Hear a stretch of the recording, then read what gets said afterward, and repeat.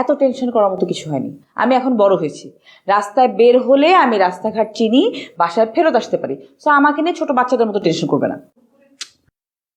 তা বলছি না, কিন্তু এভাবে কাউকে কিছু না বলে হুট করে। তুমি আগে বলো তুমি এখানে কি করছো?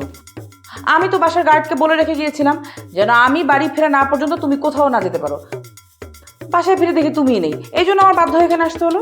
হ্যাঁ, পরি আমাকে বলেছিল যে হ্যাঁ, কিন্তু আমার না অফিসে খুব জরুরি কিছু কাজ থাকাতে আমি চলে এসে। বাদে, কোথায় গিয়েছিলি তুই সেটা বলতো। তোমাকে বলেছিলাম না আমার একটা ফ্রেন্ডের সাথে তোমার পরিচয় করে দিব, তো তাকে বাসা থেকে ধরে বেঁধে নিয়ে আসতে গিয়েছিলাম। ও, কোথায় সে এসেছে? কই তোর বন্ধু?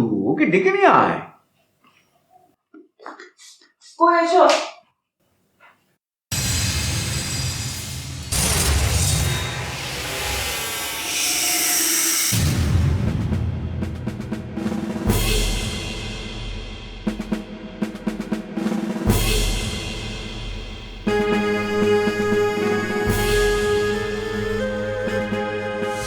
আপনার কোনো ঝামেলা হোক সেটা আমি যেমন চাই না,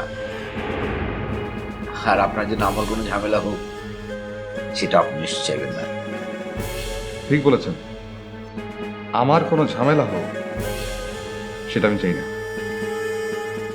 আর ঠিক সেই কারণেই আমি আমার দোকানের জায়গাটাও বেচতে চাই না।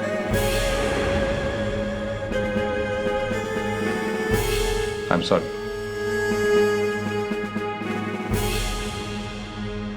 হিসাব করে দেখলে আপনি আমার যেটা ভীতু মানুষ। আপনার হারানোর অনেক কিছু আছে, সহায়, সম্পদ, সম্মান। সেই তুলনায় আমার হারানো তেমন কিছু নেই। তাই আমার চাইতে ভয়টা আপনার বেশি। শুধুমাত্র ভয় দেখিয়ে সবকিছু জয় করা যায় না মিস্টার হাসান। কথাটা মনে রাখবেন। ভালো থাকবেন।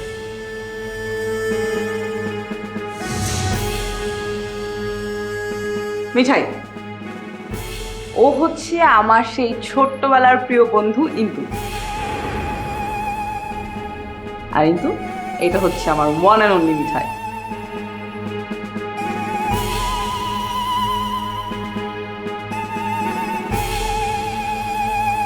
হ্যালো মিঠাই।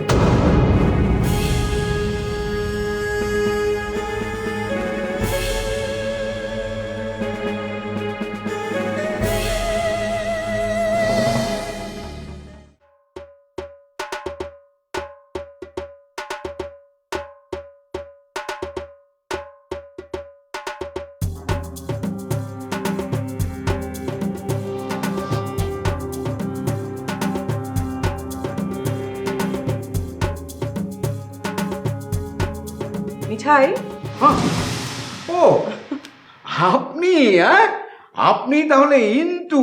হ্যাঁ, আরে লাবণী বিদেশ থেকে দেশে আসার পর থেকে আপনার কথা এক নাগারে আমাকে বলে যাচ্ছে আমাকে আপনার সাথে দেখা করানোর চেষ্টা করছে, কিন্তু কোনোভাবেই দেখাই হচ্ছে না। এই প্রথম আমাদের মধ্যে তাহলে দেখাটা হয়ে গেল। হ্যাঁ, কেমন আছো? এখন ভালো আছে, বেশ ভালো। এখন ভালো আছো মানে? একটু আগে কি তুমি ভালো ছিলে না?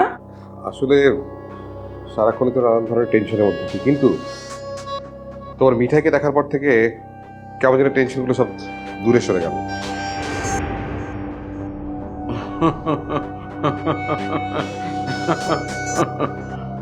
তাহলে তো ভালোই হলো। যখনই তোমার খুব টেন্স লাগবে তখনই তুমি